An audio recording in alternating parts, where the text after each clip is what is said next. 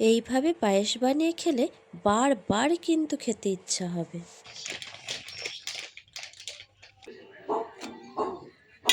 হাঁড়িতে দিচ্ছি দুধ চাল। না না, পায়েস করব না, আবার দুধ পুলিও করব না। পায়েস আর দুধ পুলির মাঝামাঝি কিছু একটা বানানো হবে।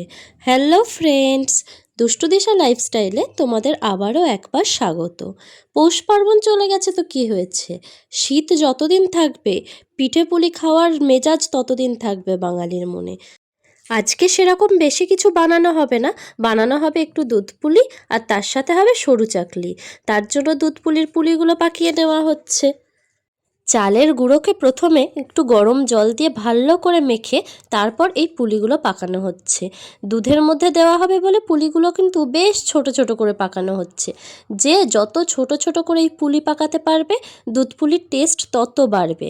আজকে মা বলল কিছু একটু আলাদা রকম হোক, তাই এই দুধ পুলির মধ্যে দিয়ে দেওয়া হবে আর একটু চাল, মানে চাল আর পুলি সহযোগেই পায়েসটা বানানো হবে। তেজপাতা এলাচ দিয়ে দুধটা প্রথমে জাল দিয়ে দেওয়া হয়ে গেছে। এবার এই চালের মধ্যে কিছুটা ঘি মাখিয়ে নেওয়া হচ্ছে। পায়েসের যে চাল দেওয়া হবে সেই চালে যদি প্রথমে একটু ঘি মাখিয়ে নেওয়া হয় তাহলে স্বাদ আর গন্ধ দুটোই খুব সুন্দর আসে। তাই একটু ঘি নিয়ে নেওয়া হলো। এবার একটু ভালো করে চালটার মধ্যে মাখিয়ে নেব।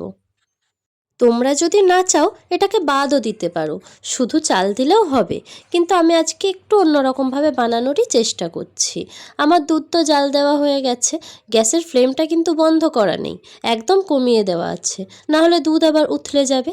এবার এই চালটাকে দুধের মধ্যে দিয়ে দেব। যদিও আমি এখানে আতপ চালই নিয়েছি, তোমরা যদি কেউ গোবিন্দভোগ চাল নিতে চাও তাহলে নিতে পারো, তাহলে জিনিসটা আরও সুন্দর হবে। চালটা দিয়ে দেওয়ার পর আমি একটু নাড়িয়ে দিলাম। আর হ্যাঁ, আমি বলতে ভুলেই গেছি, আগে কিন্তু আমি এখানে এক মুঠো কিশমিশ দিয়ে দিয়েছি। আজকে ভাবলাম সব কিছু দিয়েই একদম করা হোক। দেখতেই পাচ্ছ কিশমিশে একদম ভরপুর হয়ে গেছে আমার পায়েসটা। পায়েস যদিও এখনও হয়নি, হবে।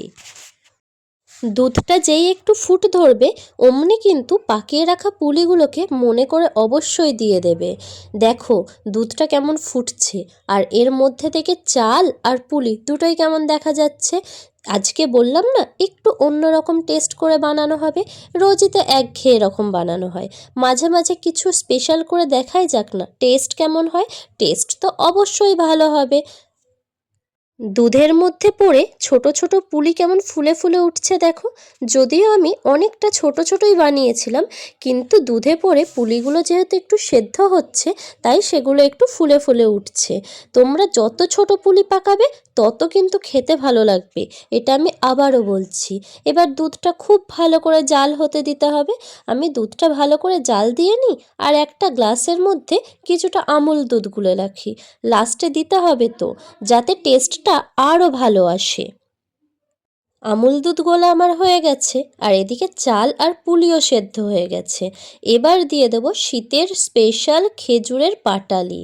শীতকালে কিন্তু খেজুর গুড়ের পায়েস ছাড়া ব্যাপারটা ঠিক জমে না। সারা বছরই তো আমরা চিনি দিয়ে মিছরি দিয়ে পায়েস খাই, শীতকালে কিন্তু এই খেজুর গুড়ের মাহাত্ম্যটাই আলাদা। দেখতেও যেমন সুন্দর হয়, টেস্টও হয় অপূর্ব। তাই আমি দিয়ে দিলাম এখানে কিছুটা পাটালি। দুধের মধ্যে পাটালিটা দেওয়ার সাথে সাথেই কালারটা কেমন বদলে গেল দেখো, এখনই যেন সুন্দর লাগছে। যদিও দুধের মধ্যে পাটালিটা গলতে একটু সময় লাগবে, কারণ পাটালি তো অনেকটাই শক্ত হয়, কিন্তু তাতেও দুধটা যেন পুরো লাল হয়ে যাচ্ছে। শুধু পাটালি দিলেই হবে না, এর মধ্যে দিয়ে দেব আর একটু খেজুরের ঝোলা গুড়। একদম জমে ক্ষীর হয়ে যাবে ব্যাপারটা। তোমরা যদি এভাবে বানাও তাহলে পায়েসের টেস্ট কিন্তু অমৃতের সমান হবে। আমি কিন্তু গ্যারেন্টি দিয়ে বলতে পারি, এই পায়েসের স্বাদ একবার খেলে জীবনেও ভুলবে না।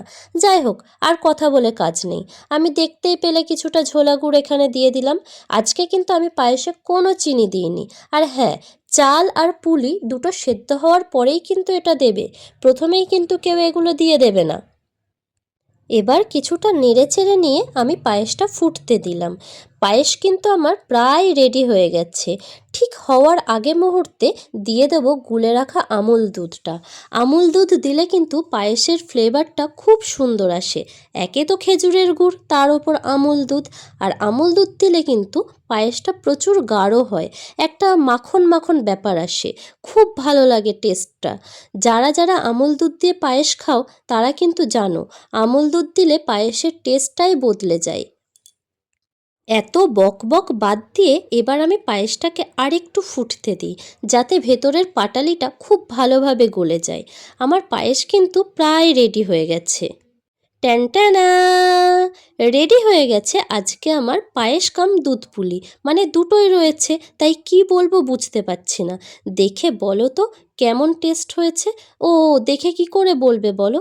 কিন্তু বলে না, আগে সুন্দর হতে হবে, পরে গুণ থাকতে হবে। দেখে তো মনে হচ্ছে এ তো পুরো অমৃত। কখন যে খাবো ছাতা ভালোই লাগছে না। তোমরা কি এরকম পায়েস খেতে চাও? আর যাই হোক, কিপটামো না করে সবাই কিন্তু কমেন্টে বলে দেবে আমার বানানো এই পায়েসটা তোমাদের কেমন লাগলো, আর কে কে খেতে চাও সেও কিন্তু বলবে। আর একটু ভালো করে দেখে নাও পায়েসটা।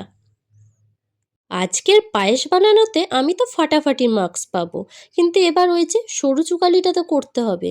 কিন্তু বিশ্বাস করো, আমি না সরু চুকালি ভালো পারি না, নতুন নতুন শিখছি, যাতে ভবিষ্যতে করে খেতে পারি সেই জন্যই একটু চেষ্টা করে দেখছি। না হলে ভবিষ্যতে কে করে খাওয়াবে বলো? খেতে তো ইচ্ছা হবে। এই যে দেখছো, প্রথমে চাল আর ডাল দুটোকে একসাথে পেস্ট করে কেমন মেখে রেখে দিয়েছে। যদিও এটার পরিমাণটা আমি সঠিক জানি না, ঠাকুমা করে দিয়েছে। আমি কিন্তু পিঠে পুলি ভালো বানাতে পারি না। যাই হোক, তোমরা কিন্তু একটু অ্যাডজাস্ট করে দেখে নিও।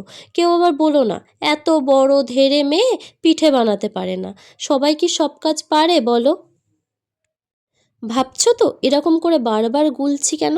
আসলে ঠাকুমা বলে গেছে ভেতরে যে দলা দলা অংশগুলো আছে সেগুলো গুলে গুলে একসঙ্গে মিশ্রণ করে নিতে। আসলে এর মধ্যে রয়েছে চালের গুঁড়ো পেস্ট করা, আর তার সাথে রয়েছে কলাইয়ের ডাল পেস্ট করা, অবশ্যই একটু লবণও দেওয়া আছে। এবার দেখো, সরু চুকালি করার চেষ্টা হচ্ছে। এ যেন এক যুদ্ধ। যদিও ভাবিনি প্রথমে এরকম উঠবে, বলে নাকি প্রথম প্রথম সরু চুকালি উঠতে চায় না, কিন্তু আজকে দেখলাম ভালোই উঠেছে। যদিও গোল হয়নি ভালো। নিজেরাই তো খাবো, ওটা কোনো ব্যাপার না, স্বাদ বাড়লেই হবে। শেপ নিয়ে কি হবে বলো? ওই যে বলে না, আঙুর ফল না পেলেই টক। আসলে গোল করতে পারিনি তো, কিছু একটা তো বলতে হবে, তাই বলে দিলাম। এই দেখো, আমার রেডি হয়ে গেছে সরু চাকলি। কিন্তু এখনও অনেক বাকি আছে, কারণ অনেকগুলোই হবে বলো, বাড়ি শুদ্ধ লোক তো খাবে। একটু তেল বুলিয়ে নিলাম, কিন্তু আমার জামাইবাবু এসে বলল দে আমি খানিকটা করে দেখাই। তাই আর কি করব, তেলটা বুলিয়ে জামাইবাবুকে দিয়ে দিলাম সরু চাকলিগুলো করার জন্য। আমার শেখা হয়ে গেছে, কয়েকটা করে নিয়েছি। হ্যাঁ, গোল করতে পারিনি, সেটা পরের বার শিখবো। এবার জামাইবাবু কেমন করে দেখি। দিয়ে দিল চালের গোলাটা, কিন্তু দেখতেই পাচ্ছ এবার এই কাঁঠাল পাটা দিয়ে তুলির টানের মতো টান দিচ্ছে। না, ভালোই বানাচ্ছে। ছেলে হয়েও কিন্তু যথেষ্ট ভালো সরু চাকলি বানাচ্ছে। আমরা মেয়েরাই অনেকে পারি না, আর সেখানে ছেলে হয়ে যথেষ্ট ভালো। আমি তো 10-এ 7 দেব। তোমরা কত দেবে সেটা বলো। কি ভাবছি একটু মোটা হয়ে গেছে? না না, এর থেকে বেশি পাতলা আমরা করতে পারবো না, তাই এরকমই চলছে। সরু চাকলিটা যে ভালো উঠছে এই অনেক। যাই হোক, পায়েস সরু চাকলি দুটোই যখন কমপ্লিট হয়ে গেছে, এবার তোমাদের না একটু থালায় সাজিয়ে দেখিয়ে দিই। কেউ কিন্তু লোভ দেবে না। যদি কেউ খেতে চাও অবশ্যই আমাকে কমেন্টে জানাবে। আর হ্যাঁ, সরু চাকলি থাকবে, তার সাথে বাটিতে ঝোলা গুড় থাকবে না, সেটা কি হয় নাকি?